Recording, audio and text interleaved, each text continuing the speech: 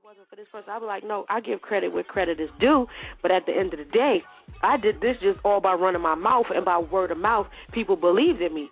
So how can I have people believe in me if, I had to prove to myself that, like, I could do this by myself. So with that, I dropped P.S. I Love Me, because at the end of the day, if I didn't respect, love, and believe in myself, none of these people ever would have, because this industry is so shaky and fickle and so flawed that you could get caught up in thinking everybody's your friend. But one thing about me is, and everybody that knows me can vouch for, Mo ain't never spent the night at people's house. You ain't see me creeping out of people's hotels. It was just certain things I didn't do. I took my ass home after everything I did, and I thanked everybody for the opportunity. So that's why to this day, everybody I'm still keeping contact with is just like, Mo, I always rock with you, because we were always genuine friends. And I didn't come into this industry to make friends. I just came to let the world know that I could really sing, I could really write, and I was the little girl from Long Island that people probably least expected to make it, but I did.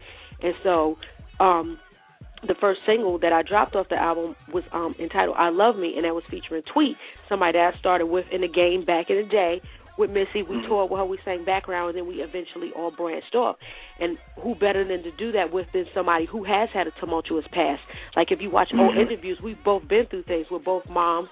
We've both been through divorces. We both had to, be single mothers at one time. We both had to deal with baby daddy issues, industry issues, label issues, life issues, emotional issues, and personal issues. But after it all, we're still surviving. We're still in our early 30s, and we still look better than half the people that are just coming out of their teens. And I'm just like, how do you do that? It's like when you survive and you weather a storm, you realize that the biggest umbrella was, the foundation of God and the covering of love. So you can't knock that. And a lot of people have been receptive to it. Had I come out, popping my coochie like a rubber band, people might have been like, oh, she's trying to keep up. I'm like, no, I've always been one to step out and set trends. Like with Superwoman, I had blue braids, and that ain't gonna work. Everybody had the braids. With Forever, that's a wedding song. Nobody want to hear that. All of a sudden, everybody want to get married. Yeah, they want to get divorced because I took a break because I ain't put out no more love songs. And I did, I Love Me, and I was like, we got to get back to ourselves.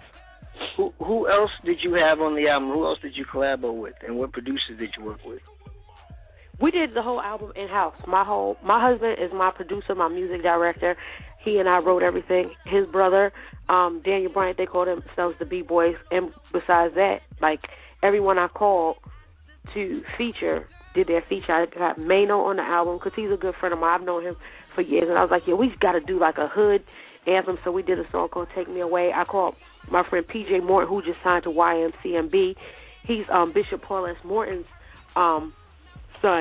So he and I, we've been like brother and sister for years. So we did a song called Speak Up.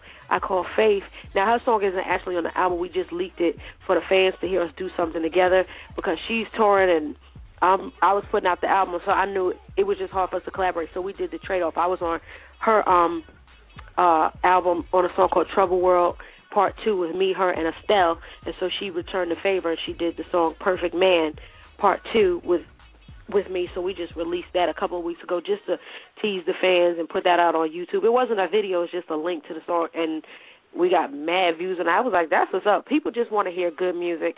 Dawn Richard, she and I did a song called Tailor Made Suit because I just love her swag. And people don't know that. Like, she can really sing. You just think when she was in Dirty Money or Danny Kaye, she was all about, the staccato vocals and the dance moves and just, looking pretty. But I'm like, she can really sing. So I just was enjoying her voice. Plus, my husband did her mixtape, Telltale Heart. He helped, produce that for her. She had other producers, but the majority of it was produced by him and his crew. So a lot of stuff we're doing is in-house. And I had Fat Man Scoop on a party record that we had threw out to the streets, which I don't know if they still call them white labels, but we threw that out for some clubs and stuff. And a lot of people overseas were in awe of it. They was like, oh, my God, I just love when you do party records. I was like, yeah, but I don't really go to the club no more, so we just going to just slide this on out to y'all.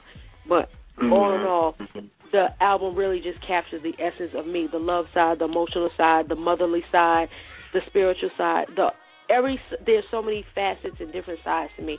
I wanted to put that in this whole album, especially since I haven't had anything out since 2007. I was like, I got to end 2011 off with a bang. So